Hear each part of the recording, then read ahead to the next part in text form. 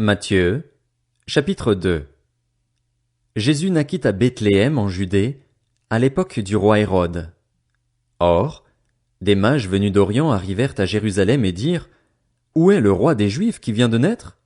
En effet, nous avons vu son étoile en Orient et nous sommes venus pour l'adorer. Quand le roi Hérode apprit cela, il fut troublé et tout Jérusalem avec lui. Il rassembla tous les chefs des prêtres et spécialistes de la loi que comptait le peuple et leur demanda où le Messie devait naître. Ils lui dirent: À Bethléem en Judée, car voici ce qui a été écrit par le prophète. Et toi, Bethléem, terre de Juda, tu n'es certes pas la plus petite parmi les principales villes de Juda, car de toi sortira un chef qui prendra soin d'Israël, mon peuple. Alors Hérode fit appeler en secret les mages.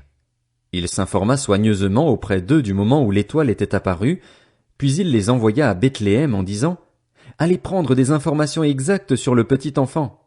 Quand vous l'aurez trouvé, faites-le-moi savoir, afin que j'aille moi aussi l'adorer. Après avoir entendu le roi, ils partirent.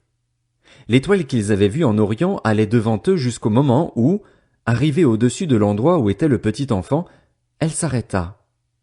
Quand ils aperçurent l'étoile, ils furent remplis d'une très grande joie. Ils entrèrent dans la maison, virent le petit enfant avec Marie, sa mère, se prosternèrent et l'adorèrent. Ensuite, ils ouvrirent leur trésor et lui offrirent en cadeau de l'or, de l'encens et de la myrrhe. Puis, avertis dans un rêve de ne pas retourner vers Hérode, ils regagnèrent leur pays par un autre chemin.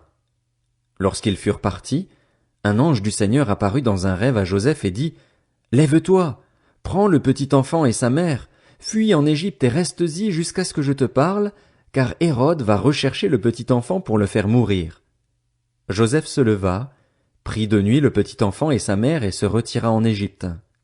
Il y resta jusqu'à la mort d'Hérode, afin que s'accomplisse ce que le Seigneur avait annoncé par le prophète: J'ai appelé mon fils à sortir d'Égypte.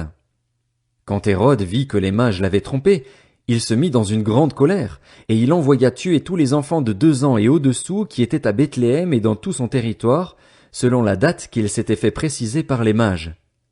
Alors s'accomplit ce que le prophète Jérémie avait annoncé. On a entendu des cris à Rama, des pleurs et de grandes lamentations.